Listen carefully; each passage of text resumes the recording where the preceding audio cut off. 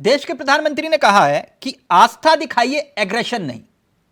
ठीक, आस्था दिखाइए, एग्रेशन नहीं, और राम मंदिर पर बयानबाजी से बचें और बेतुके बयानबाजी को नजरअंदाज करें। यानी कुल मिलाकर अब आपके जितने भी बड़े नेता हैं, समझ रहे हैं ना सर, गिरिराज सिंह, अश्विनी चौबे, ये तमाम बड़े नेता, अब ये हिंदू मुसलमान नहीं होगा क्या? नहीं, बिल्कुल नहीं होगा। नहीं होगा। देखिए, देश को गुमराह करके विपक्ष ने रखा था। ये लोग मुसलमान को खुश करने के लिए ऐसी गंदी बातें बोलते हैं। तो ये गिरिराज जी का वो बयान आपने सुना होगा जिसमें वो हिंदू मुसलमान कुछ कर रहे हैं। सुना, उन्होंने बिल्कुल सही कहा है। सही कहा, बिल्कुल सही कहा है, बिल्कुल सही कहा। देखिए, अच्छा। पूरे देश में जितने भी विपक्षी दल हैं, हाँ। ये तुष्टीकरण की राजनीति करते हैं।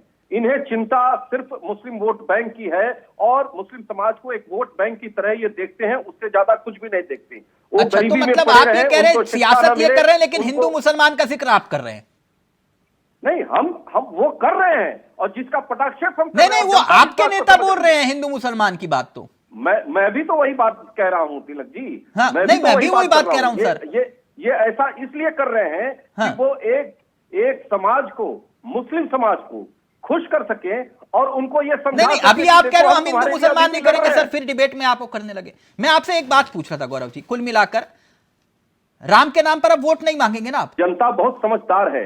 हाँ। ये राम मंदिर बहुत पहले बन जाना चाहिए था। ठीक, 70 वर्ष के बाद ये दिन आ रहा है, और किन संघर्षों से आ रहा है, किन लोगों ने बलिदान दिया। हमने तो स्वयं कार सेवा किया है, भारतीय जनता पार्टी का कार्यकर्ता हूं। नहीं, राम मंदिर के नाम पर वोट मांगेंगे या नहीं मांगेंगे? और आप नहीं, वोट तो बिल्कुल नहीं मानेंगे। धर्म के आधार पर वोट कतई नहीं मांगेंगे। यानी हम आप वोट ये कह रहे हो पर राम के भेद नाम नहीं पर वोट करेंगे। नहीं मांगेंगे? हम बिल्कुल नहीं, वोट मांगने के लिए हम किसी भी प्रकार का सांप्रदायिक विभेद नहीं करेंगे। चल रहे हैं बीजेपी के घर से दो बयान बड़े दिलचस्प है, प्लीज जरा प्ले करिएगा। विदेश में जाते रहते हैं, मस्ती करते रहते हैं। और उस यात्रा में वो इतना कुछ बोलेंगे कि देश का मनोरंजन भी होगा और कांग्रेस पार्टी की किरकिरी भी होगी।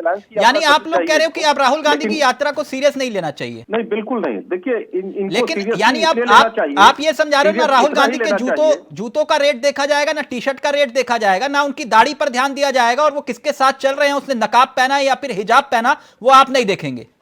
नहीं, इनका यह देखा जाएगा कि राम मंदिर बनने के और उसके प्राण प्रतिष्ठा के बाद ये कहां कहां जहर उगल रहे हैं, कहां कहां विष उगल रहे हैं, कहां कहां सांप्रदायिक और विभाजनकारी भाषण दे रहे हैं। गौरव जी, आप लोग कह रहे हो हम सीरियस नहीं ले रहे इस यात्रा को, लेकिन ये यात्रा मालूम है कहां से शुरू हो रही है? मणिपुर से। मणिपुर समझ रहे हैं आप? हाँ, बिल्कुल। क्या? जहां इन लोगों ने आग लगाया हुआ था, पहले से ही आग लगाया हुआ था। अच्छा, मणिपुर और में इन्हीं की वजह से हालात खराब थे? बिल्कुल, उसके विस्फोट का कारण यही लोग थे। अच्छा, तो राहुल गांधी तो वहीं मणिपुर से जा रहे हैं जहां आप जा ही नहीं रहे?